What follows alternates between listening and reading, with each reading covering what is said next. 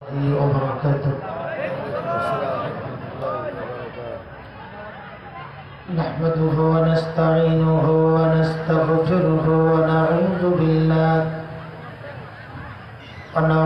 بالله من شرور أنفسنا ومن سيئات أعمالنا.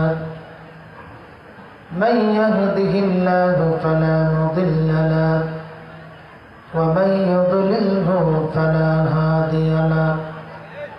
ونشهد أن لا إله إلا الله وحده لا شريك له. ونشهد أن سيدنا ونبينا وحبيبنا ومولانا محمدا عبده ورسوله الذي أرسله بالحق بشيرا ونذيرا وداعيا إلى الله بإذنه وسراجا منيرا.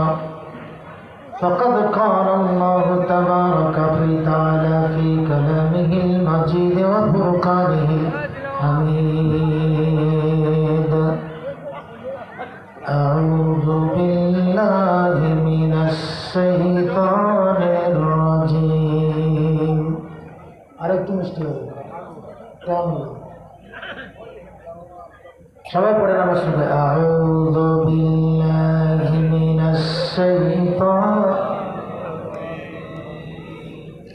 বিসমিল্লাহির রাহমানির রহিম।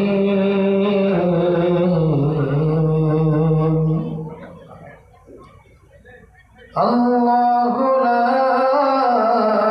ইলাহা ইল্লা হু ওয়া আলাল্লাহি ফালইয়াতাওয়াক্কালিল মুমিনুন।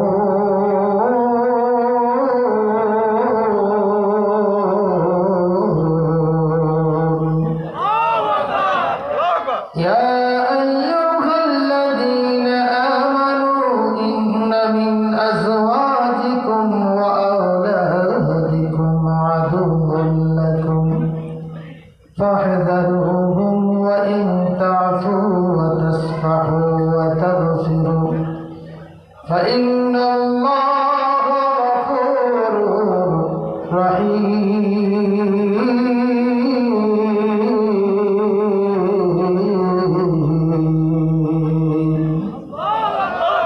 وقال تعالى يا أيها الناس قد جاءتكم موعظة من ربكم وشفاء لما في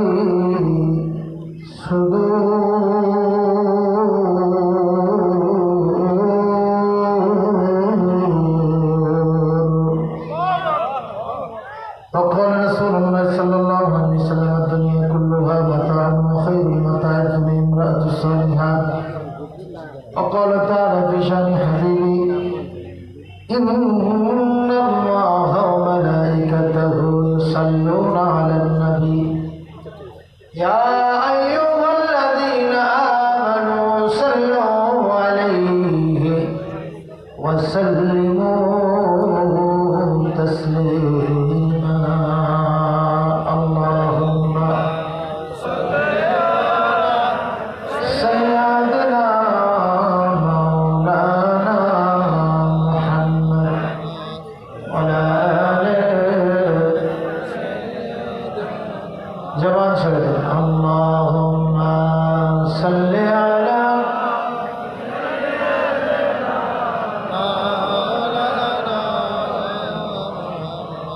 وعلى آل سيدنا সকল বন্ধু বলো বেশি বিশ্বস্ত যার কাছে মন খুলে দেয়া যায়, যার কাছে সব কথা বলা যায়, হওয়া যায় বেশি আশ্বস্ত। তার নাম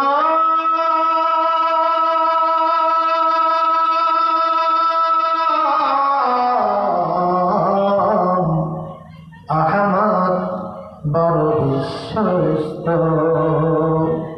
সেই কোন বন্ধু বড় বেশি বিশ্বস্ত?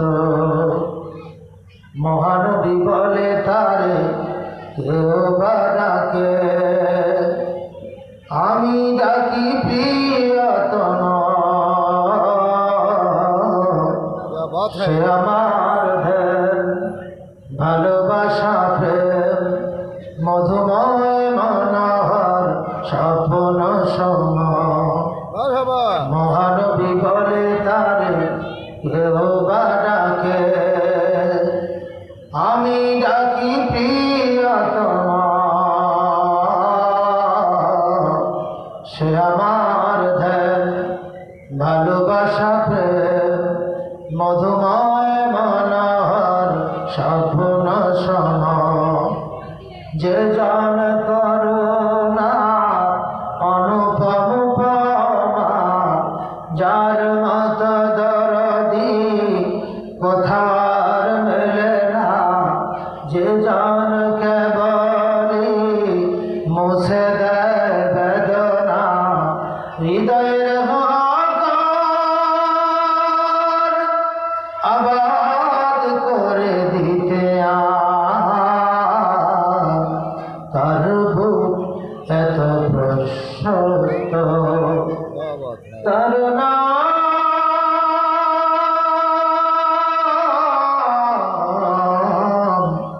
আহমদ, বড় বিশ্বস্ত। আল্লাহুম্মা সাল্লি আলা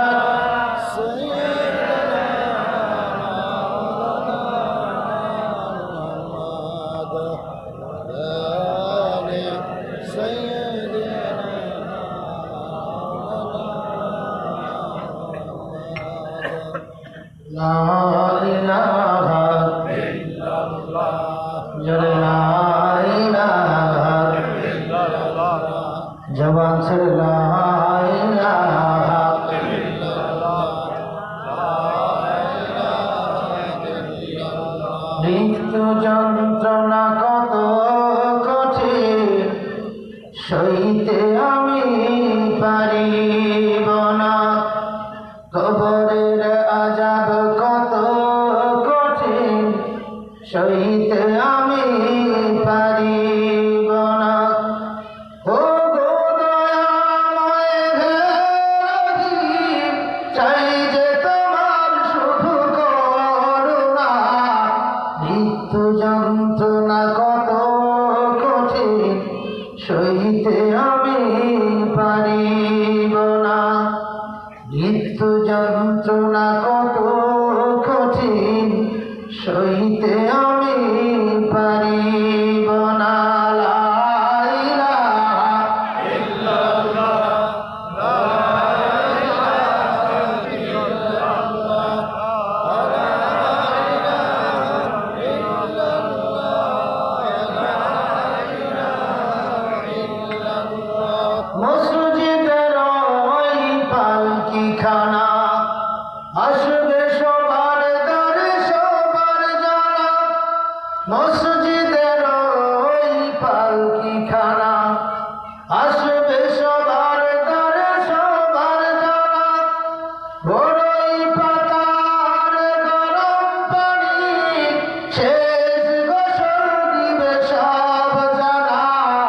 গোসল শেষে সাদা কাফনে চির বিদায় দিবে মনা। মৃত্যু যন্ত্রণা কত কঠিন, সইতে আমি পারিব না। কবরের আযাব কত কঠিন, সইতে আমি পারিব না।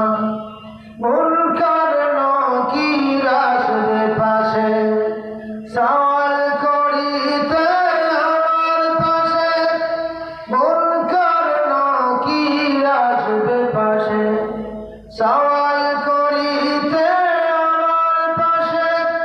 সেই সওয়ালের সঠিক জবাব আমাকে ভুলে দিও না। মৃত্যু যন্ত্রণা কত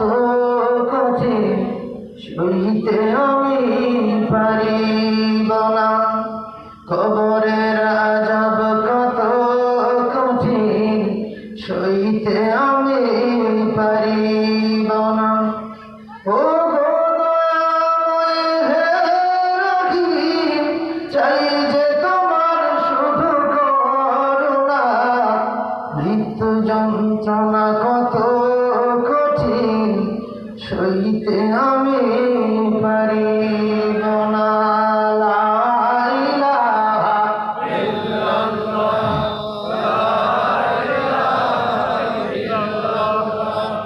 লা ইলাহা লা ইলাহা ইল্লাল্লাহু মুহাম্মাদুর রাসূলুল্লাহ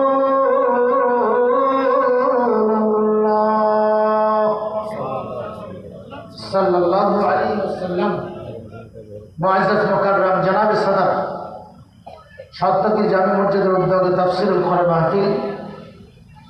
এই মাহফিলের সর্বজন শ্রদ্ধা সাহাবায়ে মুআজ্জাজ মুকাররম সভাপতি, আমাদের শ্রদ্ধাভাজন ব্যক্তিত্ব, এই মসজিদের সম্মানিত সভাপতি, আজকের মাহফিলের সভাপতি।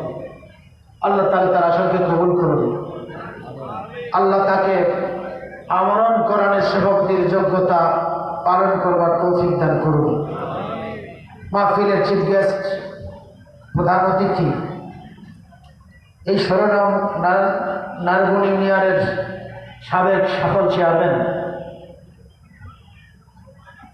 যিনি জেলা বিএনপির সাধারণ সম্পাদক, যুগ্ম সাধারণ সম্পাদক, কিছুক্ষণ আগে আমাদের সঙ্গে কথা বলেছেন। আলহামদুলিল্লাহ, আল্লাহ তাআলা তাকে কবুল করুন, দিনের পথে অটল থাকবার জন্য সুস্থতা দান করুন। মাহফিলের গেস্ট অফ অনার আমাদের শ্রদ্ধাভাজন ব্যক্তিত্ব জনাব মোহাম্মদ শরীফুল ইসলাম শরীফ, সভাপতি পৌর বিএনপি ঠাকুরগাঁ। আল্লাহ তাআলা তার এই গোলামকে দিনের খাদিম হিসেবে কবুল করুন, জনগণের খিদমত করবার জন্য যোগ্যতা সুস্থতা দান করুন। আজকের মাহফিলের আমন্ত্রিত অতিথিবৃন্দ জনাব আলহাজ মফিজউদ্দিন আহমেদ, জনাব আলহাজ আব্দুল হক, জনাব আলহাজ মোহাম্মদ ফাইজুল ইসলাম, জনাব আলহাজ মোহাম্মদ হুমায়ুন কবির, জনাব আলহাজ মোহাম্মদ দাদুল মিয়া, জনাব আলহাজ মোহাম্মদ হবিবুর রহমান, জনাব মোহাম্মদ আরমান হোসেন সোহেল, জনাব মোহাম্মদ শাহজাহান কবির জেন, জনাব মোহাম্মদ উসমান আলী। আলহামদুলিল্লাহ, যতগুলো মেহমান তার মধ্যে প্রায় সবাই আল্লাহর ঘরে মেহমান, আরাফাতের মেহমান তারা। আল্লাহ তাআলা তার এই মেহমানদের ছিলেন সমস্ত মেহমানকে আল্লাহ কবুল করুন। যত ভাইয়ের নাম পোস্টারে এসছে আল্লাহ তাআলা সবাইকে দিনের খাদিম হিসেবে কবুল করুন। মঞ্চে উপবিষ্ট দিনদার ইমানদার ভাইয়েরা, আজকে আমার পূর্বে আলোচনা শুনে আপনাদের হৃদয় ঠান্ডা করে দিয়েছেন আপনাদের আস্থাভাজন হযরতুল আল্লাহ মাওলানা মাসুদ আলম। এর আগেও বেশ কয়েকজন কথা বলেছেন। আল্লাহ তাআলা সেই দাঈ ইলাল্লাহর ভূমিকা পালন করবার জন্য আমাদের এই বক্তাদেরকে জবানকে আল্লাহ তাআলা খুলে দেন, বক্ষ প্রশস্ত করে দেন। জোরে বলেন আমিন। সামনে উপবিষ্ট দিনদার ইমানদার ভাইরা, পর্দার অন্তরালে অবস্থান করছেন আমার মা এবং বোনেরা, আমি দোয়ার উদ্দেশ্যে আবার সালাম দিচ্ছি। আসসালামু আলাইকুম ওয়া রাহমাতুল্লাহি ওয়া বারাকাতুহু। জানতে চাই আপনারা কেমন আছেন? আলহামদুলিল্লাহ, শুকর আদায় করছি। আলহামদুলিল্লাহ, আল্লাহ সুস্থ রেখেছেন বিধায় আসতে পেরেছি। মুসা আলাইহিস সালামকে আল্লাহ জিজ্ঞাসা করলেন, মুসা তুমি এই মুহূর্তে যাহাই চাইবা তাহাই আমি কবুল করব। মুসা আলাইহিস সালাম চিন্তা করলেন, কি করব, কি চাইব, একটা বেশি না। আপনাদেরকে যদি বলা হয় যাই চাইবেন তাই কবুল করা হবে। কেউ চাবে সোয়াদের ম্যাজিস্ট্রেট হয়, কেউ চাবে আমার পেটের নিচে ভালো হয়, কেউ বলবে আমার প্যারালাইসিস ঠিক হয়েছে। মুসা আলাইহিস সালাম বলছে, আল্লাহ কি চাইলে ভালো হয়? আল্লাহ তাআলা বলছেন, যদি বলেই দেই তাহলে তো কেমন হলো, আমি বলবো না, তুমি চাও। মুসা আলাইহিস সালাম, আচ্ছা ঠিক আছে আল্লাহ, বলে দিতে হবে না, তুমি একটা প্রশ্নের জবাব দেন। কি প্রশ্ন? যে আল্লাহ তুমি যদি মুসা হও আর আমি যদি আল্লাহ হই, আর আমি যদি বলি যে কি চাইবা চাও দোয়া কবুল করবো, তখন কি চাইতেন? আল্লাহ বলছেন যে তুমি তুমি কোনোদিন আল্লাহ হবো না, আমি মুসা হবো না। তোমার চালাকি বুঝা দিচ্ছে, তুমি শিকার দিতে যাচ্ছে। তো মুসা এমন যখন পেশ করতেছো আমি তো বুঝে ফেলেছি, আমি চাইলে চাইতাম সুস্থতা, এর থেকে বড় নিয়ামত হয়। মানুষ যখন অসুস্থ হয় তখন সূরা পড়তে পারে না, নামাজে পড়তে পারে না, মন খিটখিটা হয়, বউয়ের সঙ্গে শুদ্ধবার ঝগড়া করে। আল্লাহ তাআলা এই সুস্থতা নিয়ামত দান করেছেন। আলহামদুলিল্লাহ, দরুদ ও সালাম পড়ছি নবী মুহাম্মদ রাসূলুল্লাহ সাল্লাল্লাহু আলাইহি ওয়াসাল্লামের প্রতি। আল্লাহুম্মা সাল্লি আলাইহি আল্লাহুম্মা বারিক আলাইহি। সবচেয়ে খুশির খবর হলো উন্মুক্তের পরিবেশে, উন্মুক্ত ময়দানে, আকাশের নিচে যা মন চায় কোরআনের সঠিক ব্যাখ্যা বলবার মতো একটা পরিবেশ আল্লাহ সৃষ্টি করে দিয়েছে। যে মহান মরিদ আমাদেরকে এমন সুন্দর একটি পরিবেশ দান করলেন, সেই মহান মরিদের দরবারে শ্রদ্ধা মস্তকে শুকর আদায় করছি আলহামদুলিল্লাহ। যে সমস্ত মায়ের তাজা সন্তানদের রক্তের বিনিময়ে আমরা এই কোরআন পড়বার, কোরআন পড়াবার, কোরআন শোনাবার পরিবেশ পেয়েছি, আল্লাহ সেই মা বাবাকে মাফ করুন, সেই সন্তানদের রক্তের বিনিময়ে তাদেরকে শহীদ হিসেবে কবুল করুন। আমার ভাইরা, কথা শোনার ধৈর্য আছে তো? আলহামদুলিল্লাহ। যতই বয়স হোক,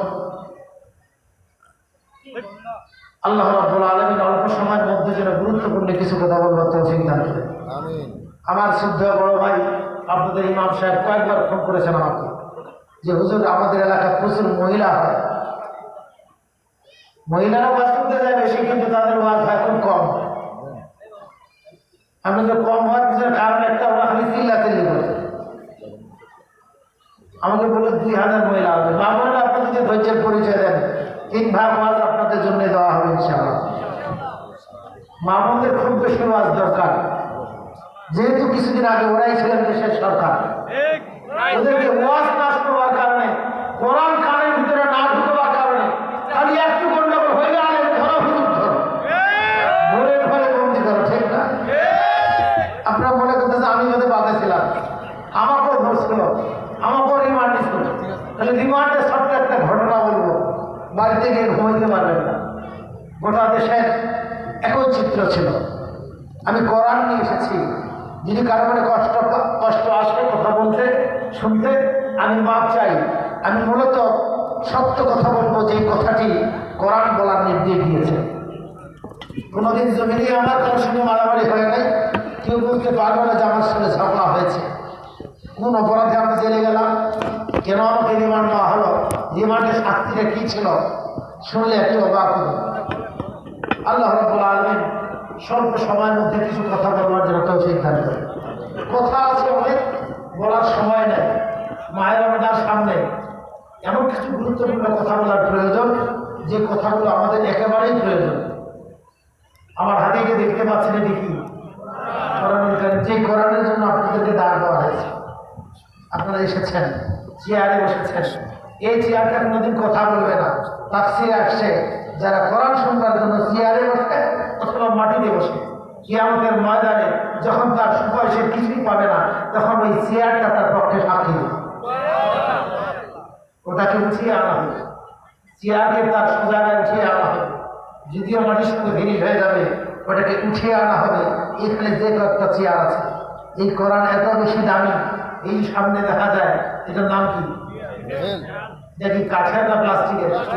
প্লাস্টিকের জুতাও আছে, প্লাস্টিকের রেহালও আছে।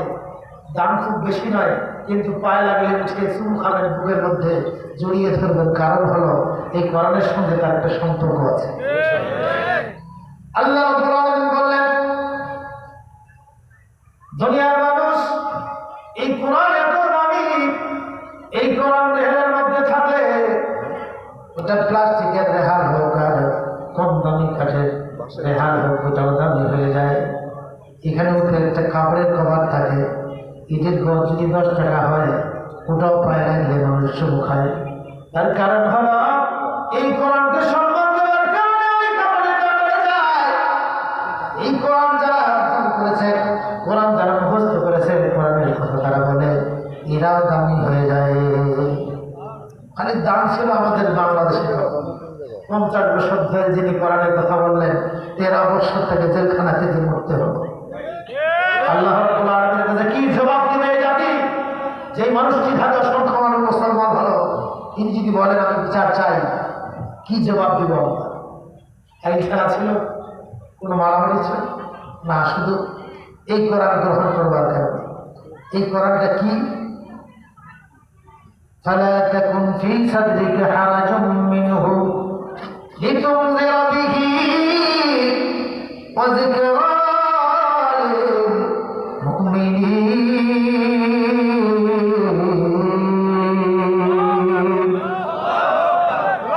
আমেরিকার একজন বিজ্ঞানী গবেষণা করে দেখেছে, এই কোরআন যদি কোনো ব্যক্তি বারবার পড়ে তার চেহারা সুন্দর হয়ে যায়।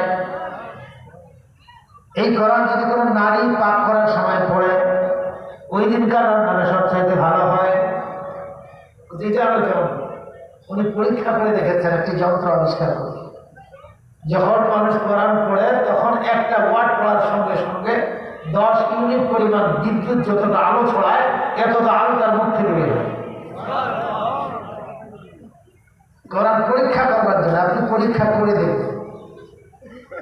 মাত্র ছোট্ট একটা সূরা, আমি শুধু নিয়মটা শিখিয়ে দেব, আপনি পড়তে শুরু করবেন, দেখবেন যে জিনের বাসা আসে হাজির হয়ে গেছে। ও আর থাকতে পারবে না, কোরআন তাকে টেনে নিয়ে আসবে। This is the Quran complete like policy declaration. এটা হলো সেই কোরআন। জাপানের এক মেয়ে, বয়স হলো 28 বছর, নাম হলো আয়েশা, MBBS ডাক্তার। এই তো 5-7 বছরের কথা। এই মহিলাটার ঘুম হয় না, ঘুম নষ্ট হয়ে গেছে, অনেক ওষুধ খেয়েছে, ঘুম আসে না। কনফারেন্স করলো মালয়েশিয়ায়, বাবার অনেক টাকা, একটাই মাত্র নেই। বাবা বেছে নেই, মাকে বলছে আমাকে যদি বাঁচাইতে চাও তাড়াতাড়ি পৃথিবীর যত বড় বড় ডাক্তার তাদেরকে নিয়ে আসো। ও নিজেও ডাক্তার। সম্মেলন হল মালয়েশিয়ায়, সব ডাক্তাররা মেডিকেল বোর্ড গঠন করে তাকে একটা প্রেসক্রিপশন দিল। হাতে পেয়ে বলছে, ডাক্তার মনে কিছু নেবেন না, আপনাদের প্রেসক্রিপশন আমি আগে খেয়ে শেষ করেছি, কোনো কাজ হয় না। আপনারা হয় আমার ঘুমের ব্যবস্থা করে দেবেন, না হয় আপনারা লিখে দেবেন যে তোমার আত্মহত্যা ছাড়া কোনো রাস্তা নেই। ডাক্তার অনেক গবেষণা করে দেখলো যে আর কোনো ওষুধ নাই, তারা লিখে দিল তোমার এখন একটা ওষুধ, সেটা হলো সুইসাইড করে, আত্মহত্যা করে এমন ঘুম দেওয়া যে ঘুম আর কোনোদিন ভাববে। একজন যুবক হাত উঠে বলছে, তোমাকে মরতে হবে না, আমার কাছে ওষুধ আছে। যুবকের দিকে সবার তাকিয়ে থাকলো। যুবককে ডাক্তাররা বলল, যুবক কোন মেডিকেল সায়েন্সে তুমি পড়েছ, কোন ডাক্তারে তুমি পড়েছ যে তোমার কাছে ঘুমের ওষুধ আছে? যদি সত্যি তোমার ট্যাবলেটটা খেয়ে তার ঘুম চলে আসে, আমাদের সার্টিফিকেট বাতিল হয়ে যাবে। ও যুবক, আর তোমার ট্যাবলেট খেয়ে যদি ওর ঘুম চলে আসে তাহলে আমাদের সার্টিফিকেট বাতিল হবে। আর যদি ঘুম না আসে তাহলে তোমার সার্টিফিকেটটা বাতিল হতে হবে। যুবক বলছে, হ্যাঁ আমি ইস্তেমে সই করে দিচ্ছি, কত বড় সমস্যা, আমার ট্যাবলেট খেয়ে ঘুম হবে। কোথায় পেলে তুমি ওষুধ? বলছে এই যে ওষুধ। বলছে জীবনে তো অনেক ট্যাবলেট দেখেছি, এত বড় ট্যাবলেট তো দেখি। এটা কি করতে হবে? খাইতে হবে না, শুধু পড়তে হবে। আলহামদুলিল্লাহ, কোরআন শুনলে ঘুম আসে না? দেখবেন কিছুক্ষণ আসতে লেগে একটু পড়া বেশি হয়, শুক্রবার আরো বেশি। তাফসীরে আসছে সপ্তাহে যত রহমত ঝরে পৃথিবীতে, শুক্রবারে যেই সময় ইমাম সাহেব বক্তব্য দেয়, খুতবা পড়ে, ওই সময় বেশি রহমত নাজিল হয়। এই জন্য মানুষ খেলে একবারই পাচ্ছে, নামাজও শেষ, ঘুমও শেষ। মনে হয় যে নামাজ শেষে এমন ঘুম ঘুমাবো মরে থাকবে, নামাজ পড়ার পরে আর ঘুম নেই, রহমত ঝরে। এই কোরআন যেগুলো পড়ে রহমত নাজিল হয়ে বিধায় মানুষগুলো তৃপ্তি সহকারে ঘুমিয়ে যায়। ওই যুবক কোরআনের আয়াত পড়ে বিশ্বাস করেছে, আমার জীবন মিথ্যা হতে পারে, কোরআনের আয়াত মিথ্যা হতে পারে না। قد جاءتكم موعظة من ربكم।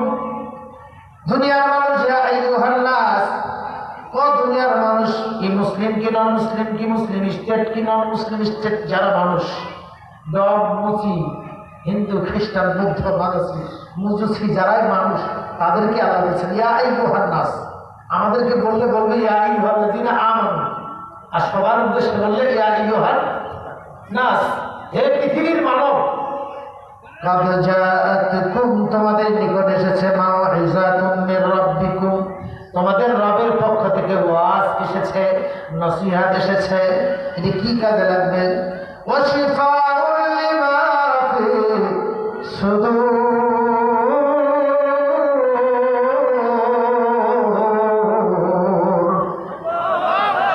শিফাউল লিমা ফি সুদূর, তোমার আমার হৃদয়ের মধ্যে কলিজার মধ্যে যে কষ্ট, এই কষ্ট দূর করবার জন্য ওষুধ এসেছে। আল্লাহু আকবার।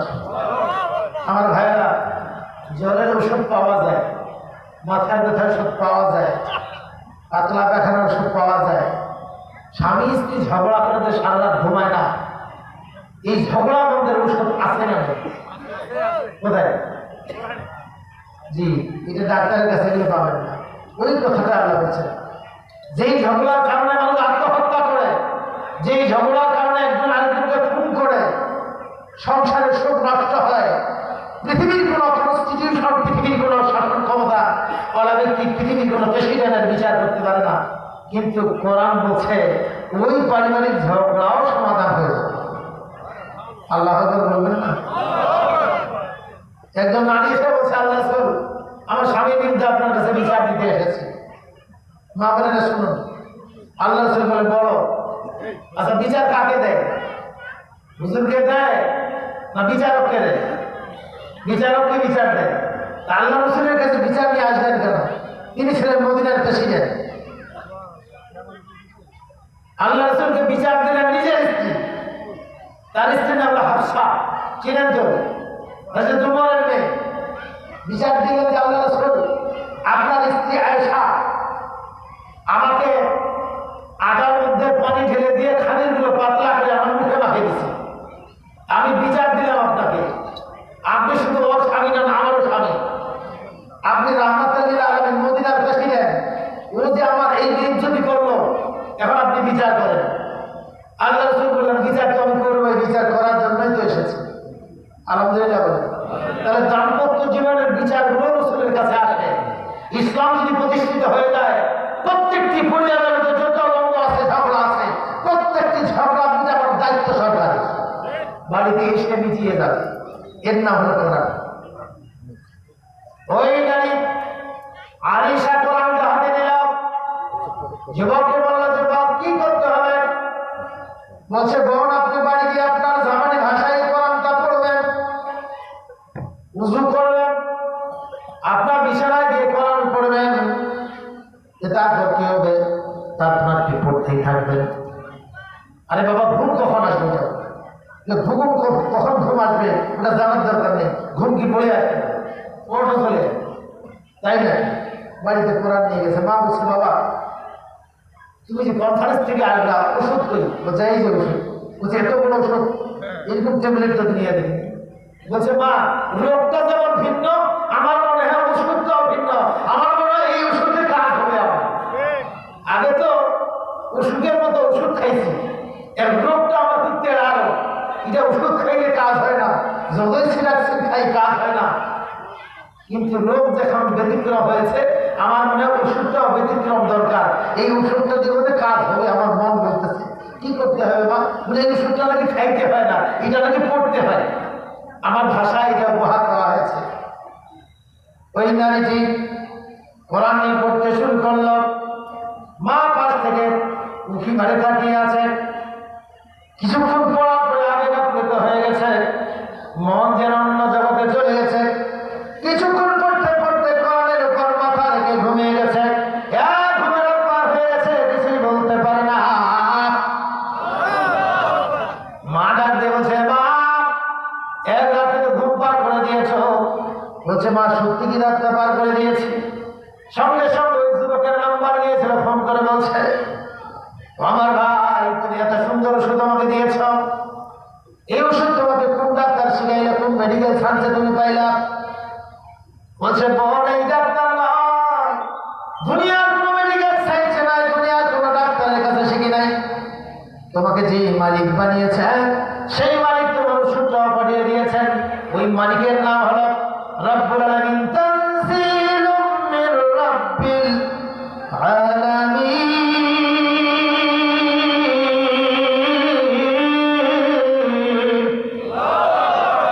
তিনি এটা নাযিল করেছেন। এটা শুধুমাত্র নামাজ পড়ার জন্য নয়, রোজার জন্য নয়, হজের জন্য নয়। এটা পারিবারিক বিচারের সময় এটা লাগবে, আর রাষ্ট্রের সময় লাগবে, এমন একটা বিধান। এটার যদি একটা অক্ষর স্বীকার করে, আল্লাহ তাআলা সূরা মুহাম্মদে বলছেন, কেউ যদি কোরআনের কথা বলে যে কোরআন দিয়ে দেশ চালাইতে হবে, কোরআন দিয়ে পরিবার চালাইতে হবে। কেউ যদি বলে এটা রাজনীতি হুজুর, এটা কি ওয়াজ করতেছে? আল্লাহর কোরআন বলছে সূরা মুহাম্মদ ওয়াকারিহু, মনের মধ্যে কষ্ট অনুভব করলো, এটা কি বক্তব্য শুরু করেছে, মুখ দিয়ে কিছুই বললো না। আল্লাহ বলছে ফাতা সাল্লাল্লাহু আলাইহি, তার জীবনের হজ, যাকাত, তাসবিহ, সাদকা, তাহাজ্জুদ সব বরবাদ হয়ে গেল। মুখে মনে মনে কারিহু, মানে ওই হাতে দূরের কথা, কোরআন পড়বার কারণে মাইকের তার ছিঁড়িয়ে দেওয়া হয়। কোরআনের মাহফিলে 144 ধারা জারি করা হয়েছিল। বক্তাকে গ্রেফতার করে মিথ্যা অপবাদ দিয়ে জেলখানায় বছরের পর রাখা হয়েছিল। ফাঁসির মঞ্চে হত্যা করা হয়েছে শুধু কোরআনের অপরাধ। তাহলে ওদের ইমান আছে তো নাকি? ইমান কত মাইল দূরে চলে গেছে তার হিসাব নেই। আল্লাহ হেদায়েত করুন। আমার ভাইরা, যে আয়াত নিয়ে এসেছি এটার উপর আলোচনা করে শেষ করবো ইনশাআল্লাহ। মহিলা এসে বলছে, আল্লাহ রাসূল, স্বামীর বিরুদ্ধে বিচার দিতে এসেছি। আমাদের বাংলাদেশে বা আপনাদের এলাকায় কোন স্ত্রী জীবনে কোনোদিন মেম্বারের কাছে বিচার দিতে গেছে? বিচার দিতে যাওয়া মানে সংসার ভেঙে যাওয়া, কিন্তু ওখানে সংসার ভাঙে নেই, ছোটখাটো কারণে বিচার দিতে। স্বামীও বিচার দেয়, স্ত্রীও বিচার দেয়। একদিন স্বামী স্ত্রী ঝগড়া শুরু হয়েছে, বলছে সাবধান হও, রাজ্য শাসন কিন্তু উমর করতেছে। তুমি জানো না তার ছেলেকে পূজায় মেরে ফেলছে মদ পান করার কারণে? তুমি আমার সঙ্গে যেমন আচরণ করতেছ, আমি যদি এখানে বিচার দেই তোমার তো সমস্যা হয়ে যাবে। বলছে যাও, কি বিচার দিবা দাও। মহিলারা একটু বকে বেশি, জানেন তো, এরা কথা বেশি বলতে পছন্দ করে। আমি একদিন লক্ষ্য করেছি, আমার পরিবারের মেহমান আসছে, আমার ভাইস্ত্রীগুলা, 3 ভাইস্ত্রী 3 বাড়ি থেকে আসছে। একসঙ্গে বসে আমি পাশে দাঁড়ায় আছি, 3 জন একসঙ্গে কথা বলতেছে, নামা শুনে না, আমি অবাক হতে আছি, কি করি বাবা, একসঙ্গে 3 জনের কথা বলে। মানে এরা কথা বলতে বেশি পছন্দ করে। ওই মহিলা বলছে যাও, কি বিচার দিবা দাও, দেখি কি বিচার করে। আমিনুল মুমিনের কাছে আসছে, এসে দেখতেছে তিনি এইভাবে হাত দিয়ে একটা খুঁটিতে হেলান দিয়ে আছে। পাশে গিয়ে বসে জিজ্ঞেস করবে, এমন সময় শুনতে পাচ্ছে ওই পাশ থেকে, পর্দার ওই পাশ থেকে একটা আওয়াজ আসতেছে, গালির আওয়াজ। বলছে আমিনুল মুমিন ওই পাশ থেকে যে গালি দিচ্ছে কাকে জানি, লোকজন তো নাই, এখানে শুধু আপনি আছেন, কাকে গালি দিচ্ছে? বলছে আমাকে। বলছে কে দেয় এত বড় সাহস? বলছে আমার বউ। বউর সাহস হবে না? মেম্বারের বউ কার কি বলে, মেম্বারই বলে না, অর্ধেকটা। আমার বউ গালি দিচ্ছে। বলছে ঠিক আছে, আসসালামু আলাইকুম, আমি গেলাম। আমিনুল মুমিন বললেন, বন্ধু কেন এসেছ, কেন এবার চলে গেলাম? ওই মানুষটি বলছে এমনি বেড়াতে আসছিলাম, বিচার আর কি দেবো, তুমি এত মাইয়া ভালোয়া, বুঝলেন না? আশ্চর্য ব্যাপার, গাইরা শেষ করে দিচ্ছে, মনে মনে বলছে চলে গেছে। ওর বউ বললো যে কি বিচার হয়েছে? আজকে ভাতে গেছ, চিন্তা করলাম যে আজকে মাফ করে দিই, ওটা আর বলে না। আরো আরেকদিন এই অবস্থা, বলছে আজকে কিন্তু ছাড়বো না, যাও বিচার। আজকে আসছে, আজকেও দেখতেছে ওই একই ঘরে, ওই কাছ থেকে বলতেছে আমি চুপ করি, যা বিয়ারের মতো আছে।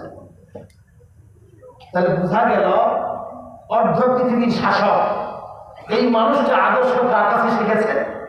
রাসূলের কাছে।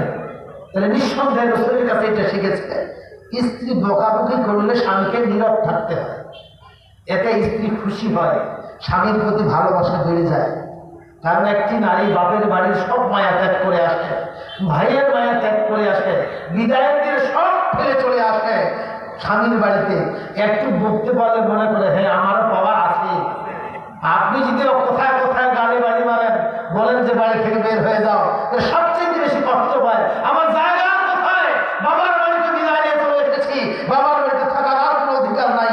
যদি থাকি 1 মাস, ভাই আর যারা আছে এরা ধিক্কার দিতে শুরু করবে। যখন নারীরা স্বামীকে বকাবকি করে, এই স্বামী যখন নীরবে থাকে তখন এত বেশি খুশি হয়, মনে করে যে না একটা লোক পাইছি, কারণ নিজেকে পাওয়ারফুল মনে করে, আমার অধিকার আছে, কোলা ঠিকাই যাবে। এই জন্য কি করতে হয়? আল্লাহ রাসূল শিক্ষা দিয়েছেন। কেন পড়েন নাই আপনারা? আল্লাহ রাসূলের 9 জন স্ত্রী একসঙ্গে গালি দিচ্ছে রাসূলকে, বিশেষ একটা কারণে। আল্লাহ রাসূল চুপ করে আছেন, সহ্য করতে না পেরে হযরত হাফসা নাকের কাছে আঙ্গুলে সেইভাবে কথা বলছে।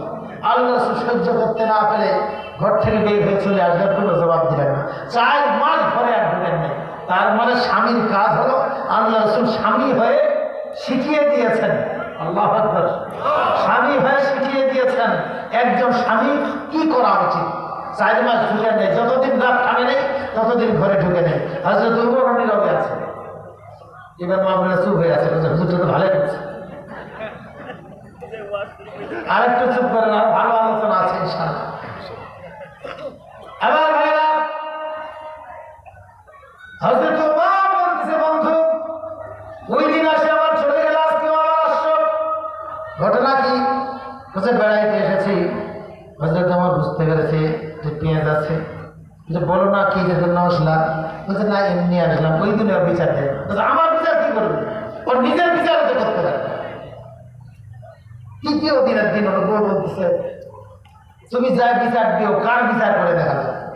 ওর বউ বুঝতে পারছে কিছু একটা ঘটনা আছে। কিছু লোক আছে না আগে আগে দেশ হয়ে যায়, আর যেগুলো আগে আছে সবাই কথা যায়, কাছে যায় যখন একটা চট দিল আরেকটা দেবি, দিল আরেকটা আরেকটা দেবি, তোর খাইতে খেতে দাম ভাগে যায়, তারপরে দেবি। হযরত ওমর তৃতীয় দিনের দিনে যখন যায় বলছে আমি বুঝতে পেরেছি তুমি কি কারণে এসেছো। বললেন তো কি কারণে? আমিরুল মুমিনিন বললেন হয়তো তোমার বউ তোমার উপর রাগারাগি করেছে, বিচার দিতে এসেছ।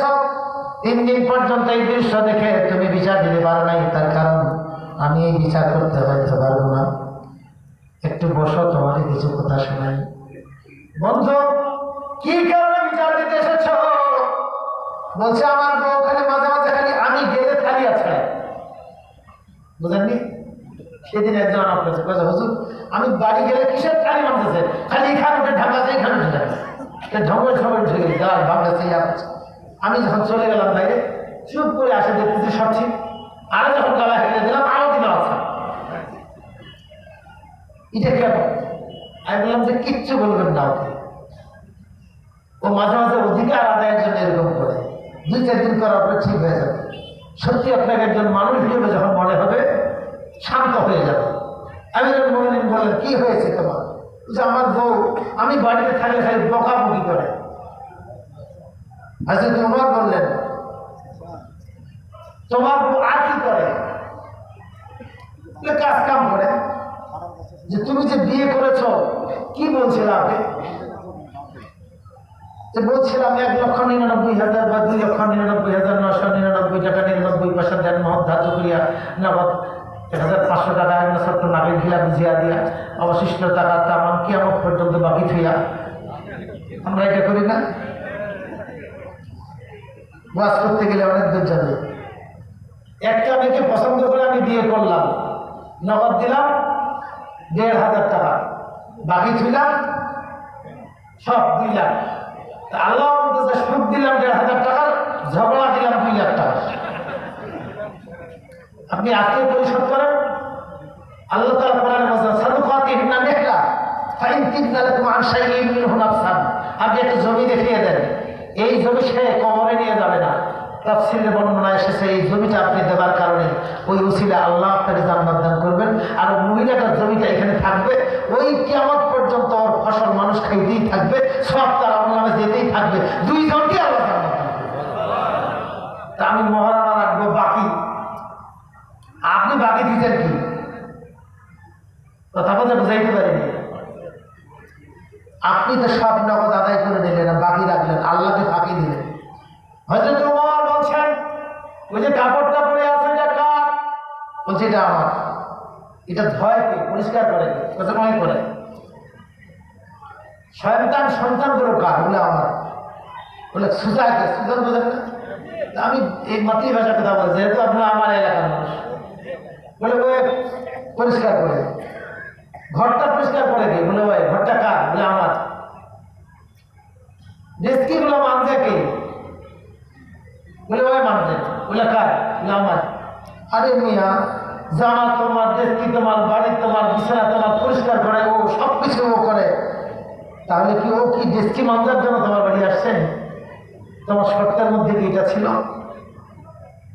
শোনো, তোমার স্ত্রী কিন্তু তোমার বাড়িতে এসেছে একটা অধিকার নেই। তোমার সঙ্গে যে চুক্তি, এই চুক্তিতে এসেছে, সে ডেস্কি মানজার জন্য আসে নাই, কিন্তু সব কাজ সে করে। এই বাড়তি কাজের জন্য তোমাকে ধন্যবাদ দিতে হবে, এটা কাজ তার না, তার কাজ আছে, আলাদা কাজ আছে। মানুষগুলো বুঝে না দাম্পত্য জীবনে এই স্বামীটা তাকে কেন বিয়ে করলো, ওই নারীটা কেন বাপের বাড়ি থেকে আসবে, এটা বুঝে না বিধায় আসল কাম যদি কেউ না বুঝে তাহলে নকল কাম নিয়ে তার কাজ শেষ করে। কথা কি বুঝাইতে পেরেছি? তার মানে আপনার যখন পেটে খিদে লাগবে, আপনি যখন ভাত পাবেন না, তখন কোথায় কোথায় বিস্কুট আছে, কোথায় কোলা আছে, কি আছে, সব খেয়ে আপনার পেট ভর্তি করবেন। ঠিক না বেঠে? একটি নারী এসেছে শুধুমাত্র পুরুষের জন্য, একটি পুরুষকে সন্তুষ্ট করবার জন্য। হযরত ফাতেমাতুল কুবরা রাদিয়াল্লাহু তাআলা আনহা তার বাবাকে গিয়ে বলছেন যে বাবা, আপনার জামাই আজকে আমাকে 5 বার গোসল করিয়েছে। আমার কথা বাংলা কথা কি বোঝা যায়? বাপকে যদি এমন অভিযোগ করে কি বিচার করা উচিত? জামাই ঠেংলা বান্ধের উল্টা বলে লটকা দেবেন না? আল্লাহ রাসূল মেয়েকে ডাক দিয়ে বলছে, মা তোমার অভিযোগ কি? আমি আপনার জামাই মন সন্তুষ্ট করতে পারছি না, সে আলাদা আলার দিয়ে করতে চাচ্ছে। মা বোনেরা শুনেন, এখন বিয়ের কয়টা যায়? 4টা। আল্লাহ রাসূল জামাইকে ডাকলেন, আমি তোমার শ্বশুর হয়ে বলছি, যদি আমার মেয়ে তোমাকে সন্তুষ্ট করতে না পারে, আমি তোমাকে নতুন বিয়ের অনুমতি দিতে পারি না। আমার মেয়েকে তুমি দিয়ে দাও, তুমি কয়টা করবা করো। তবে মা, তোমাকে একটা কথা বলি, তোমাকে কি আমি এমন কিছু দিব যেটি দিলে তোমার স্বামীও সন্তুষ্ট হবে, তোমার সন্তান মানুষ হবে, তোমার ঘর সংসার করবার যোগ্যতা তোমার তৈরি হবে। আল্লাহ রাসূল বললেন, তুমি যতক্ষণ সংসারে একাই থাকবা, সুবহানাল্লাহ পড়বা, আলহামদুলিল্লাহ পড়বা, আল্লাহু আকবার পড়বা, কোরআন তেলাওয়াত করবা, যতক্ষণ সংসারের কাজ করবা, কোনো মহিলার সঙ্গে গল্প করতে গিয়ে গীবত করবা না। তোমার মন দিয়ে শুধু, মুখ দিয়ে শুধু তাসবিহ তাহলিল পড়বা। এই তাসবিহের মধ্যে তোমার যোগ্যতা তৈরি হবে। ওই যে আমেরিকার বিজ্ঞানী বলছে, আমার রামারে ধরা পড়লো যে এই নারীরা সবসময় তাসবিহ তাহলিল পড়ে, এই নারীদের স্বামী সবথেকে বেশি খুশি হয়, তাকে সন্তুষ্ট করবার মতো যোগ্যতা ওই নারীর তৈরি হয়ে যায়। ইট ইজ দ্য কোরআন।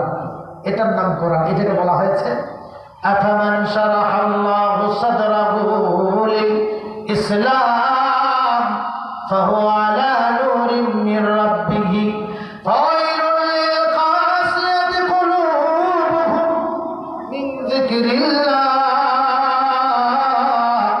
উলাইকা ফি দালালিন মুবিন।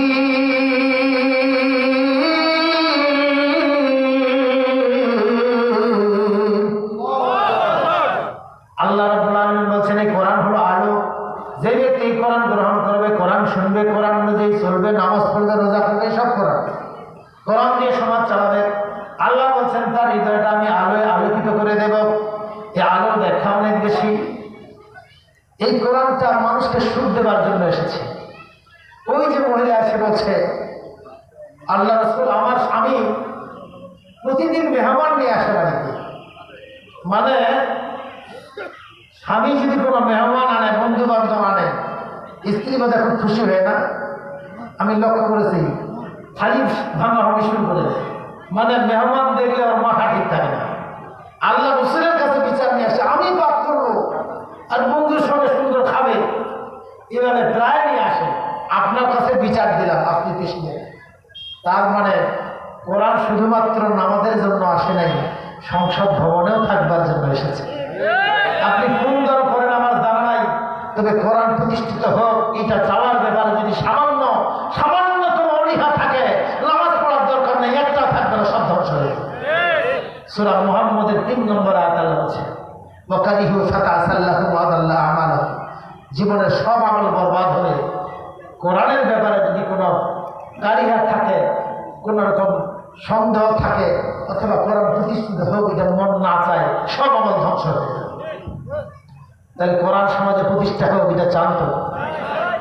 ওই নারী বলছে, আল্লাহর নবী, আমার স্বামী শুধু মেহমান নিয়ে আসেন, আমি এত কষ্ট করতে পারি না, আপনি বিচার করেন। আল্লাহর নবী বললেন, তোমার স্বামীকে পাঠিয়ে দিও, তার বিচার আমি করব। স্বামীকে পাঠিয়ে দিল, মনে মনে বলতেছে তোমার খবর আছে। বলছে কি ব্যাপার, হঠাৎ করে আল্লাহ রাসূল ডাকলো? মানে বলতে হয় যে মেহমান প্রতিদিন নিয়ে আসো, আজকে আমি বিচার দিচ্ছি, কতটা পারো দেখা যাবে, যাও। ওর স্বামী যখন আসছে আল্লাহ রাসূল তো ভয় ভয় করে আসছে, বিচার তো হবে। তাহলে বিচার শুধুমাত্র কোরআন যদি প্রতিষ্ঠা হয়, ছোট্ট ছোট্ট বিষয়গুলোর বিচার হয়। আল্লাহু আকবার। স্বামীও বিচার দিতে পারবে, স্ত্রীও বিচার দিতে পারবে। আর ঘন্টার পর ঘন্টা ওই ঘরের মধ্যে ঝগড়া চলবে না। প্রত্যেকটি ঝগড়া বিচার হবে, এমন বিচার করবে আর সংসারে ঝগড়া হবে। আল্লাহু আকবার। হযরত হাফসা বলছেন, আপনার ওই স্ত্রী আমার মুখের মধ্যে আটার খামির মাখায় দিয়েছে, এটা কোনো বিচার আছে?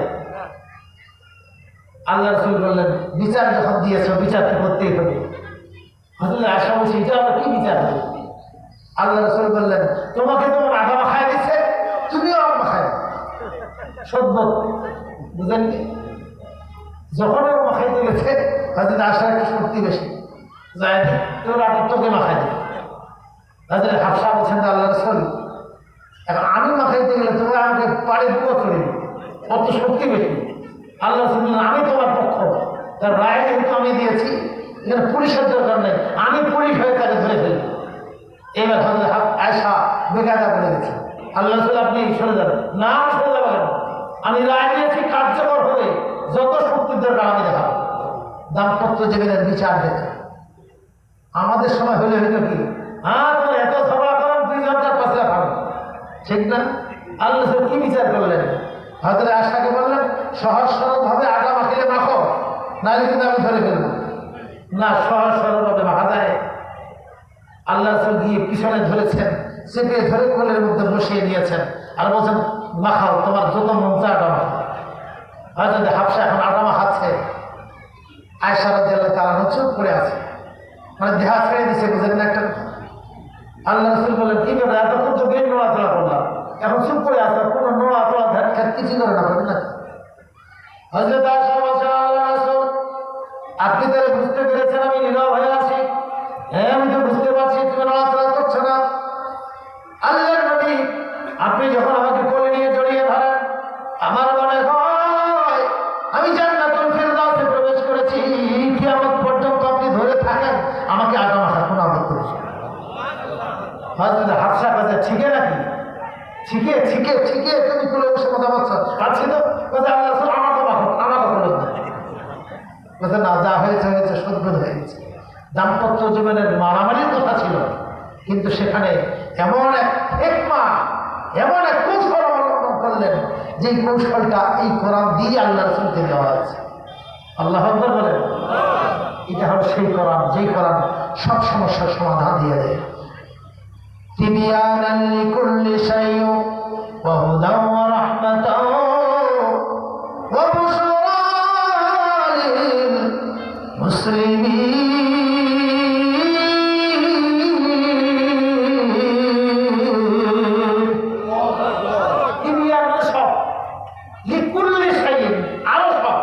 সব সমস্যার সমাধান আল কোরআন। আল্লাহু আকবার। 9 জন স্ত্রী। হযরত আয়েশা খুব চালাক মহিলা ছিলেন, সবাইকে ডাকে বলছে, এই তুমি বলো তো আল্লাহ রাসূল তোমাকে কেমন ভালোবাসে, মানে নিজেরটা অনুমান করবে। ও বলছে যে তোমাদের সবার থেকে আমাকে বেশি ভালোবাসে। বলছে, তুমি বলো। ও বলতেছে, তোমার চেয়ে আমাকে বেশি ভালোবাসে। এখন সবাইকে যদি বেশি ভালোবাসে, আসলে কাকে বেশি ভালোবাসে? হযরত আয়েশা রাদিয়াল্লাহু তাআলা আনহা সবাইকে বলছেন, একটু শোনো, একটা বুদ্ধি করতে হবে। সেটি হলো, আল্লাহ রাসূল তোমাকেও নাকি সবচেয়ে বেশি ভালোবাসে, আমাকেও দুইটা কথা বলছে, যে আমাকেও যদি বেশি ভালোবাসে, ওকেও যদি বেশি ভালোবাসে, আসলে কাকে বেশি ভালোবাসে এটা আমাদের জানার দরকার। আমরা একাই জিজ্ঞাসা করবো না, সবাই মিলে একসঙ্গে বসে আল্লাহ রাসূলকে এখানে ডেকে এনে সবাই একসঙ্গে জিজ্ঞাসা করবো, উচিত কথা, আসল কথা, সত্য কথা সবার সামনে বলেন, তারপর যাবে। হযরত আয়েশা খুব চালাক। এমনি আল্লাহ রাসূল তাকে বেশি ভালোবাসতেন। হযরত আয়েশা এত বেশি চালাক, মাঝে মাঝে নয় ফাঁকা বেজা হয়ে থাকতেন। আয়েশা, তোমার কি হলো? এই যাওয়ার সময় তো মুখটা ভালো দেখলাম, হঠাৎ করে মনটা খারাপ কেন?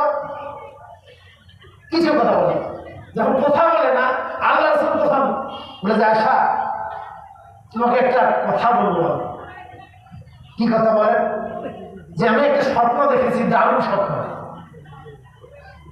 হযরত আয়েশা বলছে, বলেন যে তোমাকে কথা বলার জন্য এটা বললাম। আয়েশা রাদিয়াল্লাহু তাআলা বলছেন যে আমি আরেকদিন রেডি হয়ে আছি, হঠাৎ করে না এভাবে রাগ ধরে বসে থাকলাম, আর কথা বলি না। বলছে আয়েশা, ওই যে স্বপ্নটার কথা বলছিলাম আমি বুঝেছি, ওইটাই শুনে তাই। যখন এটা বলছে আমি হেসে ফেলেছি। হাসলা কেন? তুমি যে হাসলা বলো না, তাহলে আরেকদিন রাগ করতে হবে। মানে একটা গল্প শোনাইতে গিয়ে তার 1 মাস পর। হযরত আয়েশা বলছেন, দ্বিতীয়বারের মতো আমি মন খারাপ করে বসে রইলাম। স্বামী কাহাকে বলে? আপনার তো স্বামী নাকি? আপনার স্বামী, শুনে নেন, স্বামী কাহাকে বলে? আল্লাহ রাসূল একদিকে প্রেসিডেন্ট, একদিকে স্বামী, একদিকে কাজের মালিক, একদিকে নবী। প্রত্যেকটা জায়গায়, প্রত্যেকটা সেক্টর, পৃথিবীর ইতিহাসে কিয়ামত পর্যন্ত প্রত্যেকটা মানুষ সেখান থেকে শিক্ষা পাবে। আজকের প্রেসিডেন্ট যদি আল্লাহ রাসূলের কাছে রাষ্ট্র পরিচালনা এখান থেকে শিক্ষা গ্রহণ করত, মনাহারে কোনো মানুষ থাকতো না। মানুষের চোখ তুলে তাকাতো দূরের কথা, মিথ্যা অপবাদ দিয়ে আলেমকে ধরা তো দূরের কথা, চোখ তুলে তাকাবার দুঃসাহস পেত না। আমার ভাইয়া, হযরত আয়েশা রাদিয়াল্লাহু তাআলা বলছেন, একদিন মন খারাপ করে আছি। মা বোনেরা শুনেন, মাঝে মাঝে এমনি মন খারাপ করে থাকবে। আপনি গেলে টেস্ট করবেন আপনার আদর কেমন করে। দেখবেন যে আপনি মন খারাপ করলে আসে, এই কলা খাও, চকলেট খাও, 10 টাকা নাও, শাড়ি কিনে দিব। দেখবেন যে নয়া নয়া কথা বের হওয়ার ভিতরে যত ভিতরে ভান্ডার থেকে খুলে দিবে, তার ভিতরে কত মশলা আছে বের হবে। হয়তো আশা বলছেন যে আমি চুপ করে থাকি। আল্লাহ রাসূল আশা বুঝতে পেরেছি স্বপ্নের কথা বলে চুপ পাই। উনি আর ওই দিন হাসেও না, চুপ করে আছে। বলছে আমি স্বপ্নে দেখলাম আকাশ জমিনের মাঝখানে একটা ঝুলন্ত ঘর, জান্নাতি ঘর, জান্নাতি কাপড় দিয়ে বেচানো আছে।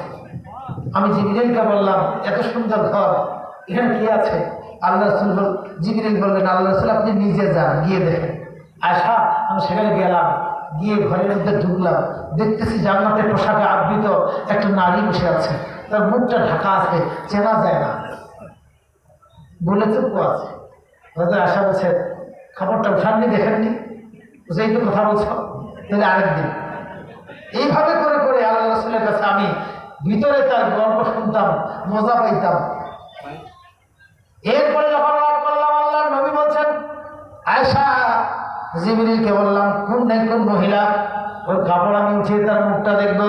জিবরিল তুমি ওঠাও, আমি দেখি। হযরত জিবরিল বলছেন, আল্লাহ রাসূল আপনি নিজে উঠান, ওটা আপনার স্ত্রী। আমি কাছে গিয়ে যখন ঘুমটা উঠাইলাম, দেখলাম এটা তুমি। সুবহানাল্লাহ। আয়শা, তোমাকে আমি মাঝে মাঝে জান্নাতে দেখি স্বপ্নে। স্ত্রীরা খুশি হয় না? আল্লাহ রাসূল এইভাবে খুশি করে। হযরত আয়েশা বলছেন যে আল্লাহ রাসূল আমাকে সবচেয়ে বেশি ভালোবাসে, কিন্তু তোমরা বলতেছো তোমাদেরকে ভালোবাসে। আজকে প্রমাণ হবে আল্লাহ রাসূল সবার সামনে বলে দিবে কাকে বেশি ভালোবাসে। কি বেকায়দা না? কিন্তু তিবিয়ান লিকুল্লি শাইইন, সব সমস্যার সমাধান দিয়েছে আল কোরআন। কোরআন আপনি পড়েন, কোরআন অনুযায়ী চলেন, এমন কোনো সমস্যা থাকবে না যেই মুহূর্তে আল্লাহ আপনাকে অদৃশ্যভাবে সমস্যার সমাধান পাঠিয়ে দেবে না। আমাকে একদিন রাস্তায় যাচ্ছিলাম, তখন 12 বছর বয়স হলো, কোরআন মুখস্থ করেছিলাম চট্টগ্রামে। এরকম মস, ওই সময় কমপ্লিট ফরহাদের বাড়ির পাশে আমার বাসা, মানে নাস্তিক দিয়ে ভর্তি ছিল।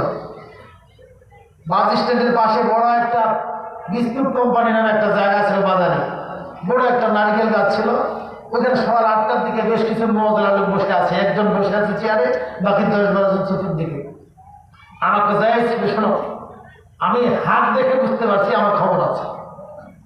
মানে মন্দির ছোঁয়া দেখলে বিভিন্ন রকম প্রশ্ন করে বেইজ্জত করে। আমি চিন্তা করতেছি, আমি গিয়ে ভয়ে ভয়ে তার কাছে গেছি। চিন্তা করলাম সালাম যদি দিই মনটা একটু নরম হয়।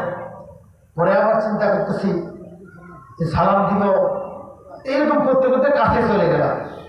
আমার তো ভুল ধরতে হবে, ভুল না ধরলে আমাকে ঠেলা দিলে কেমনে? মানে দেখতে না জান, মানে চলতে না করলে কি বাবা একটা কথা আছে না, কাছে গেছি কাছে কোথায় 1 থাপ্পড় দিব। আমি বললাম যে থাপ্পড় দিবেন মানে? কথা নাই বার্তা নাই, 1 থাপ্পড় দিব। কোথায় মাথায় ঠুকে দিচ্ছে, সালাম দিতে শেখো নাই, কি ভুল হয়েছে তো? এখন আমি বেইজ্জত তো নাকি? জবাব দাও, তারপর দাও। সালাম কেন দিলা না? ইউটিউব ছেড়ে সালাম দিতে শেখো নাই, কথা বলছো তুমি? আমাকে যখন ধমক শুরু করলো, আমি কাছে চল খাবার ভয়ে সালাম দিই। যেহেতু ভারী বেয়াদব সোয়ারি, সালাম দিলে চলায় নাকি মানুষ? আনন্দে গতকালকে খাইছিলাম, আসলে কিছুই নয়। কিন্তু গতকালকে চল খাইছিলাম, মানে সালাম দিয়ে চল হয় মানুষ, আনন্দে খাইছি আমি। কেন খাইছি? যে গতকালকে যাচ্ছি, ঠিক ওরকম ভাবে একজন বসে আছে, কয়েকজন বসে আছে, তো আমি সুন্দর করে সালাম দিলাম। যখন সালাম দিলাম, দিলে একটা প্রণাম করছো। আমি জিজ্ঞাসা করলাম, ভাই চলাইলেন কেন? বলছে তুমি দেখবা না হিন্দু না মুসলমান? আমি তো হিন্দু। ওর চেহারা আপনার চেহারা এরকম করছে, তাই একটা খাইছি, আজ আর একটা খাবো মানে? হিকমা। আল্লাহ যাকে বেইজ্জত তোমার লিখে দিয়েছে, সে বেইজ্জত হবে। তুমি যত বড়ই ক্ষমতাধর হও, যত বড়ই পাওয়ারফুল হও, তোমার জন্য যদি স্টেজ তৈরি করা হয়, স্টেজ ভাঙেও বেইজ্জত করতে পারে। ইজ্জতের মালিক কে? বেইজ্জতের মালিক কে?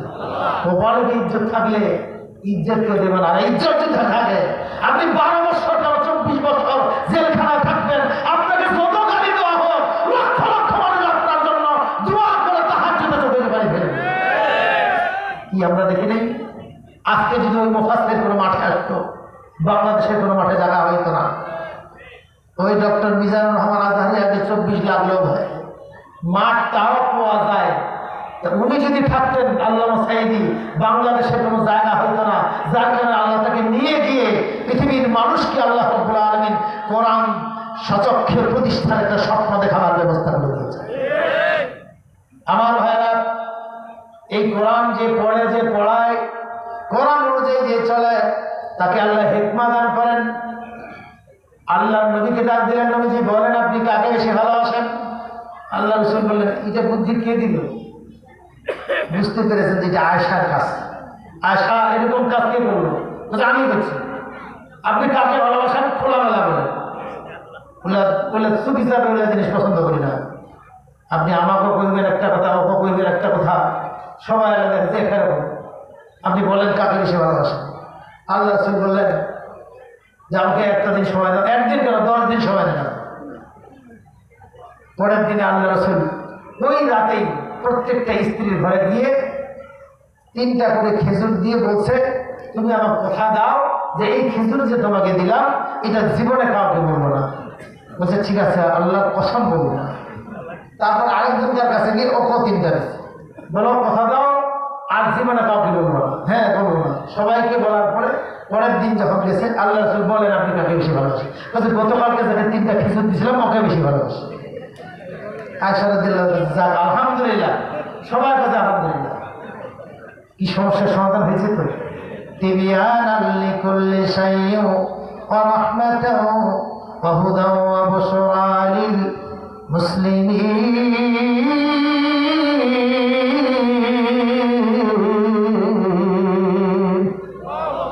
কারণ যদি প্রতিষ্ঠা হয়, সব সমস্যার সমাধান হয়ে যায়। আমার ভাই একটা কাগজ নিয়ে আসেন, স্বামীর কথা শুনে না, খালি অপমান করে। হয়েছে কাম। এই সমস্ত নারীর ব্যাপারে আপনার কি ওয়াজ আছে? হ্যাঁ ওয়াজ আছে। কোন স্বামী যদি, বাবুরা শুনেন, কোন স্বামী যদি বিছানায় তার স্ত্রীকে ডাক দেয়, ওই স্ত্রী যদি তাহাজ্জুদ পড়ে, যদি মনে করে সালামটা ফিরাই তারপরে যাই, আর এমন কেরাত ধরছে, কেরাত শেষ হয় না, সময় পার হয়ে যাচ্ছে, এমন অবস্থায় যদি ওই নারীটার মরণ হয় না, আমার অবস্থায়, আল্লাহ রাসূল বলেছেন তাকে আল্লাহ জাহান্নামে নিক্ষেপ করবে। তার মানে নামাজটা ছেড়ে দেওয়া তার জন্য ফরজ হয়ে যায়। এর না হলো স্বামী। আপনারা কি আসিয়া নামে কোনো নারীকে চেনেন? কার স্ত্রী বলেন তো? মুমিনেরা কার? ফেরাউনের স্ত্রী। ফেরাউন কি? কাফের, জাহান্নামী। ইতিহাস খুলে দেখেন, ফেরাউন আসিয়ার কাছে গিয়ে দেখতেছে তার শরীর দিয়ে দরদর করে রক্ত পড়ছে, গোস্তগুলো ছুটে যাচ্ছে। ফেরাউন ঢুকার সঙ্গে সঙ্গে ওকে দেখে একটা হাসি দিচ্ছে, মুস্কি হাসি। ফেরাউন বলতেছে তুমি পাগল হয়েছো নাকি? এত শাস্তি দিলাম, আমি আসলেই তুমি খালি হাসতেছ, ঘটনা কি তোমার? মন্ত্রী পরিষদের কথাটা উপস্থাপন করছে, ওরা ওরা জান পায় না। আসিয়ার কাছে এসে বলছে, আসিয়া তুমি এমন আচরণ কেন করছ? তোমার সন্তানদেরকে হত্যা করেছি, তোমার গোস্তগুলো ছুটিয়ে দিয়েছি, নির্যাতনে নির্যাতন, তোমার কোনো গোস্ত চামড়া নাই, তারপরেও আমাকে দেখলে তুমি হাসো কেন? আসিয়া জবাব দেয়, ফেরাউন, এই দুনিয়ায় শেষ দুনিয়া নয়, এরপরে আরেকটি জীবন আছে। আমাকে তৈরি করা হয়েছে পুরুষের জন্য, তোমার জন্য, তোমার জন্য আমাকে তৈরি করা হয়েছে। তোমার কাজে যদি আমি না লাগে তাহলে আমার জন্মটা ঠিক হয় নাই। এই মাইক যদি না চলে এখানে থাকবে, এই মোবাইল যদি না চলে পকেটে থাকবে, ওই কাপড় যদি আপনার শরীরে না ঢুকে, অর্থাৎ আপনি মোটা হয়ে গেছেন, ওইটা ওখানে থাকবে, কোথায় যাবে ওইটা কাপড়? সাইকেল মুছা, সাইকেল মুছা হবে, ডেস্কি মুছা, কি নেতা থাকবেন তখন আর জমা থাকবে না, নেতা হয়ে যাবে। কাপড় যদি শরীরে না থাকে ওটা নেতা হয়ে যাবে। ডেস্কি যদি ছিদ্র হয় বা না রান্না করা যায়, ওটা কি ভাঙড়ির দোকানে চলে যাবে। মোটর সাইকেল যদি না চলে, সাইকেল যদি না চলে, এটা ভাঙড়ির দামে বিক্রি হবে। কোনো নারীর আচরণে যদি তার স্বামী খুশি না হয়, ওটাও ভাঙড়ির দাম। ভাঙড়ি মানে কি? ওর কোনো দাম থাকবে না, ওর জন্ম সার্থক হবে না। মনে রাখবেন, আসিয়া যখন এই আচরণটা করলো, কোন স্ত্রী পারে তার স্বামী প্রতিদিন তাকে প্রহার করে, সে আসলে তার দিকে হাসবে? 6 মাসের কথা বলবে না, বছরের কথা বলবে না। কিন্তু আসিয়া কি কাজ করলো? আল্লাহ, তুমি আমাকে বানিয়েছো তার জন্য, আমার সে কথা ক্ষতি করে করুন, ওটা দেখো তুমি, শাস্তি হবে তার, কিন্তু আমার কাজ আমাকে করতে হবে। আল্লাহু আকবার, আল্লাহু আকবার। আসিয়ার নামটা এখনো আছে, কেন আছে? আল্লাহ খুশি হয়ে বলছেন, আসিয়া তোমার এত কষ্ট দিল, তারপর তুমি বেজার হইলে না যে আল্লাহ বেজার, আমি ঠিকই আছি, কিন্তু আমার হাসিটা যে তার জন্য। এই জন্য আল্লাহ রাসূল বলেছেন, যেই নারী তার স্বামীর সামনে 4 বার হাসি উপহার দিতে পারবে, দৈনিক কয়বার? আপনারা কইলে হয়ে গেল, ওদেরকে বলতে হবে, ভাবলেন না কয়বার? 5 বার। ভালো করে শুনে যান, যে নারী প্রতিদিন 4 বার হাসি উপহার দিতে পারবে তার স্বামীকে, জান্নাত কয়টা? 8টা। 4 বার হাসি দিলে 8টা জান্নাত আল্লাহ তাকে দান করবে। এই নারীদেরকে বলা হয় ভাইরাল নারী। পৃথিবীতে জান্নাত, একটা জান্নাতে ওইটাখানেই থাকবে, কিন্তু একটা নারীকে যখন 8টা জান্নাত দেওয়া হবে, 8টা জান্নাতে তার ঘোরার পারমিশন থাকবে, তার কোনো বাধা থাকবে।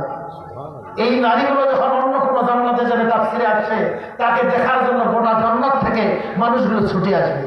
কেন ছুটে আসবে? আমাদের এখানে গায়ক যদি আসে, মানুষ ছুটে যায়। ওই নারীর হাসিটা এমন আকর্ষণীয় করে দেওয়া হবে, জান্নাতের নাচকে আমার ফিরে রেখে ওর হাসিটা দেখতে আসবে। তার কারণ রাতে ঝগড়া হয়েছে, সকালে হাসি উপহার দিয়েছে। এই হাসিটা সহজ নয়, এত সহজে হাসি আসে না। মনে যদি কষ্ট থাকে, আপনি তাকে কষ্ট দিয়েছেন, আপনি তাকে বেজার করেছেন, আর আপনার দিক থেকে হাসবে। 4 বার হাসি, কয়টা? ওরা যদি ভুলে যায়, আপনি স্মরণ করে দিলেন। একটা হলো যখন বাসায় ঢুকবে, সব কাজ ফেলে রেখে তাকে এগিয়ে যেতে হবে গেটের কাজ পর্যন্ত। দরকারে পড়ে যায়, যাও। ওখান থেকে আসবে, তাফসীরে আসছে, এতটুকু সময় তার কাছে থাকতে হবে যতটুকু সময় সে কাপড়গুলো ছাড়ায়, এইটুকু। তারপর তার কাজে চলে যেতে হবে। 2 নম্বর, যখন সে বাসা থেকে চলে যাবে, তখন গেট পর্যন্ত এগিয়ে গিয়ে সর্বশেষ একটা হাসি উপহার দিতে হবে। এখানে তাফসীরে বর্ণনা এসেছে, হাসতেও পারে, অথবা এমন একটা ভঙ্গিমা করতে পারে যে ভঙ্গিমাটা দেখে বাজার পরিবার মনে থাকবে যে কখন বাড়ি যাবো। কথা বোঝা গেছে? এই বেড়াচোয়ালা পাগলা হয় মাঝে মাঝে, দেখেন এমন করে তাকায় আর ঘুম হয় না, খালি ঘুর ঘুর ঘুর ঘুর ঘুর ঘুর করতে। এটার নাম ভঙ্গিমা। এটা একজন নারী থাকতে হবে, তাহলে অন্য পুরুষের দেখে নয়। স্বামীটি তাকায় কয়বার হলো? 2 বার। নাম্বার 3 নম্বর হলো, স্বামী যখন কোনো কিছু নিয়ে আসবে, পছন্দ হোক আর না হোক, বলবে তুমি যেমন সুন্দর, জিনিসটাও পয়সা সুন্দর। আর বর্তমানে কি, তোমার বংশটা যেমন কাপড় খানায় চলবে। বিহা তো করে নাই, বই এতেও যাও নাই, কি বলছে? ভয়ে কোনো স্বামী কাপড় না, তুই যা। প্রত্যেকটা নারী নিজের কাপড় করে, আপনি বিশ্বাস করেন। 3 নম্বরে, স্বামী কোনো কিছু নিয়ে আসলে আপনার পছন্দ হোক আর না হোক, আপনার হাসি দিয়ে তাকে বুঝিয়ে দেবেন যে আমার জিনিসটা পছন্দ হয়েছে। নাম্বার 4, এখানে বলবো? এখন বললে তো চলে যাবে, জমা থাক। আমার ভাইরা, তিবিয়ানান লিকুল্লি শাইইন ওয়া হুদান ওয়া রাহমাতান ওয়া বুশরা লিল মুসলিমিন। মনে আছে আপনাদের? কোরআন আছে যেখানে বলছে আল্লাহ রাসূল প্রতিদিন শুধু মেহমান আনে, মনে আছে? আমি বলি নাই, আল্লাহ রাসূল তোমার স্বামীকে পাঠায় দিও। স্বামীকে পাঠাইছি।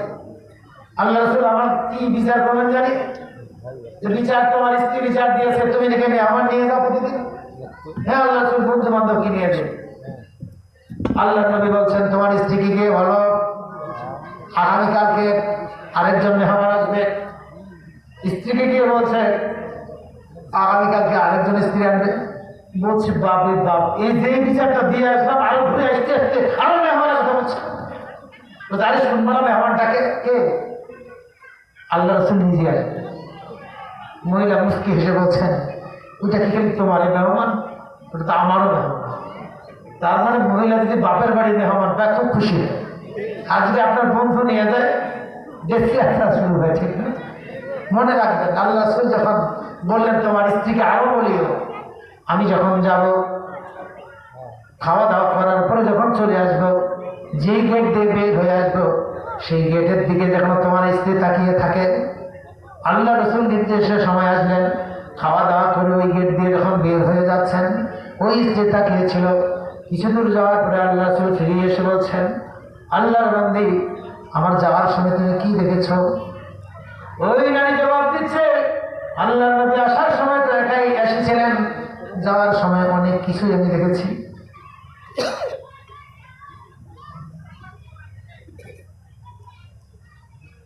আপনার পিছে পিছে অনেক কিছু যাইতে দেখলাম। কি দেখলাম? বিষাক্ত সাপ, বিচ্ছু, হিংস্র প্রাণী আমি দেখতে পাচ্ছি। আল্লাহ রাসূল বললেন মেহমান যখন আসে তখন রহমত নিয়ে আসে, আর যাওয়ার সময় গজব নিয়ে যায়। তোমার বাড়ির ঝগড়া ঝাঁটি রাগ যত রকম তোমার ঘরের মধ্যে অশান্তি আছে সব অশান্তি মেহমান নিয়ে চলে যায়। এই জন্য যেই বাড়িতে বেশি মেহমান থাকে এই বাড়িতে ঝগড়া ঝাঁটি তেমন হয় না, রহমত নাজিল হয়। আজ সবাই নিয়ে যান একটা কাইলে দেখবেন সব খবর হয়ে যাবে। হাদিসের মধ্যে এসেছে যে বেশি যত মানুষকে আপ্যায়ন করবে সেই ব্যক্তিটার প্রতি আল্লাহ তত বেশি খুশি হবেন। এবং এই ব্যাপারে অনেকগুলো কথা আছে, আজকে আমরা আবার ভাইরা আসুন আপনাদের সামনে যে আয়াতটা পড়েছি এই আয়াতটা ব্যাখ্যা করে শেষ করি ইনশাআল্লাহ। মাহে রমজান আসছে, রমজান সম্পর্কে কিছু কথা বলবো। আমার মায়ের উদ্দেশ্যে আর একটু কথা বলবো। যদি কোনো ব্যক্তির দাম্পত্য যুগে দুইজনে জান্নাতি হয়, দুইজনের একটা দৃশ্য জান্নাতে গেটের মধ্যে হবে, স্বামী স্ত্রী দুইজনের জান্নাতে কিভাবে সাক্ষাৎ হবে এটা কোরআন থেকে বর্ণিত আছে, আমি বলবো ইনশাআল্লাহ। আল্লাহ তাআলা বলছেন, একটু মনোযোগ দেন। আল্লাহু লা ইলাহা ইল্লা হু ওয়া আলাল্লাহি ফালিয়াতাওয়াক্কালিল মুমিনুন।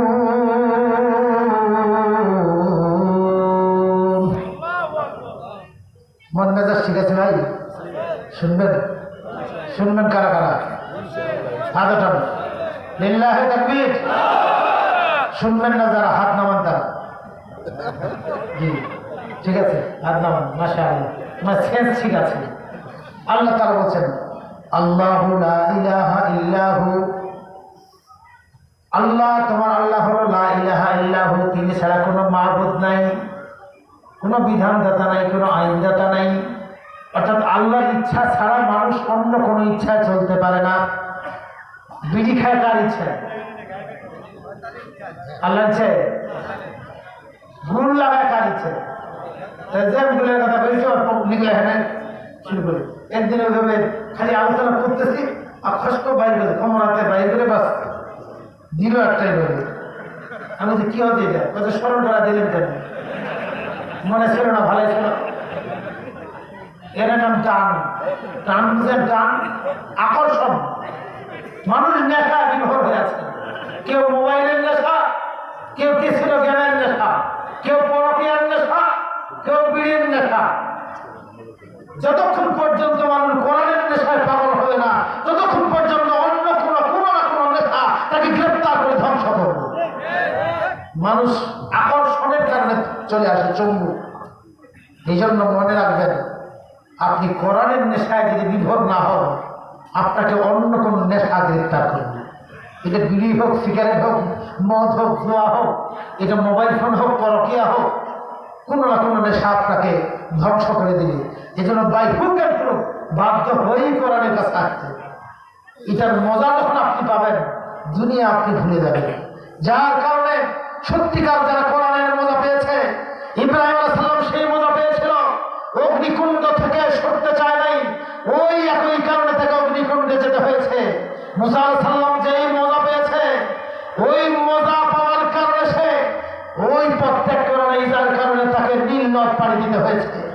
একই কারণে হযরতে আপনার বিশ্ব নবীকে মায়ের ভূমি ত্যাগ করতে হয়েছে। একই কারণে হযরতে হুসাইন